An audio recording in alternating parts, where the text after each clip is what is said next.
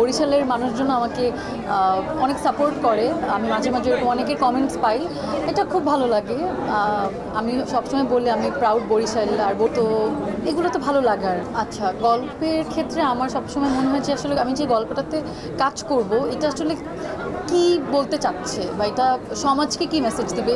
এমন না যে সবসময় সব কাজে একটা মেসেজ থাকে, but end of the day আসলে কাজটা তো পুরো ফ্যামিলি সহ সবাই দেখে, বাচ্চা কাচ্চা দেখে। আমি চাই আমার কাজ যেন যে কোনো ধরনের বয়সে মানুষরা দেখতে পারে, বাচ্চা থেকে শুরু করে যেন একদম বয়স্ক যারা তারা দেখতে পারে। ওই দিকটা আমার খেয়াল থাকে, আর আমার চরিত্রে কি ইম্প্যাক্ট আছে সেটা আমি খেয়াল করি। আর অবশ্যই ডিরেক্টর, স্ক্রিপ্ট, কো অ্যাক্টর তো আছে।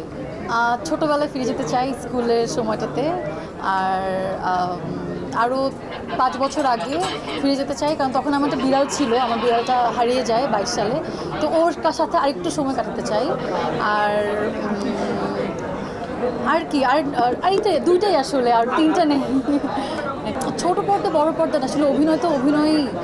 যখন অভিনয় করি ছোট পর্দার যখন করি, তখন তো আর এমন না যে কম অল্প অভিনয় করি ছোট পর্দা দেখে, বা বড় পর্দা দেখে বেশি অভিনয় করি, ব্যাপারটা এরকম না। অভিনয়টা মন দিয়ে করতে হয়, যতটুকু এফোর্টস দেওয়া লাগে ততটুকুই দিই। শুধু মাধ্যমটা আলাদা। এটা আসলে একজন অভিনেত্রী বা যারা আর্টিস্ট তাদের এটা খুব একটা ম্যাটার করে না।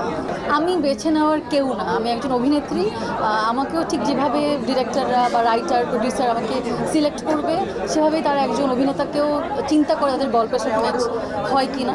তো যাকে দিবে তাকেই করবো, কারণ দিন শেষে আমি গল্পটার দিকে বেশি নজর দিই। তো আমার কাছে গল্পটা ইম্পর্টেন্ট।